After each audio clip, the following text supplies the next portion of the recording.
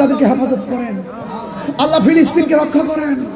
আল্লাহুম্মা হাফিজিল মাসজিদাল আকসা, আল্লাহুম্মা হাফিজিল মাসজিদাল আকসা, আল্লাহুম্মা হাফিজিল মাসজিদাল আকসা। আল্লাহু আকবার। বিজয় মুসলমানদের হবেই হবে ইনশাআল্লাহ। আর পৃথিবীর মুসলমান একটা দেহের মতো, এক জায়গায় মুসলমানদের গায়ে টুকা লাগলে বাংলার জমিন থেকেও মুসলমানদের গায়ে আঘাত লাগতে হবে। কষ্ট পাচ্ছেন আপনারা? আমার নবী সেই মসজিদে নামাজ পড়েছেন, এই মসজিদে 1,24,000 পয়গম্বর পিছনে মুক্তাদি হয়েছে। যেই মসজিদের কথা আমার আল্লাহ কোরআনে বলেছেন, সুবহানাল্লাযী আসরা বিআবদিহি লাইলান মিনাল মাসজিদিল আকসা।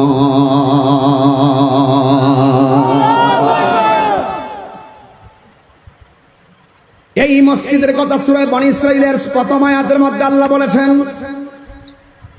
এই মসজিদের সেই মসজিদ। ঠিক আছে, লাইক কমেন্ট করবেন। তিনটা মসজিদের মধ্যে সফরের অনুমতি আল্লাহ দিয়েছেন।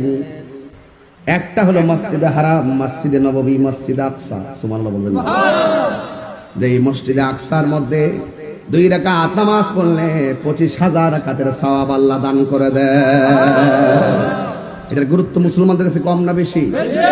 অনেকে বুঝেন। আরে মিয়া, আপনার এই শাহপুর চেঙ্গাহাটের একটা টিনের ঘর যদি তুলেন, টিনের ঘরে মসজিদ যদি তুলেন, সেই মসজিদটা ভাঙ্গার জন্য যদি কেউ ষড়যন্ত্র করে, তার ঠ্যাং কি রাখবেন?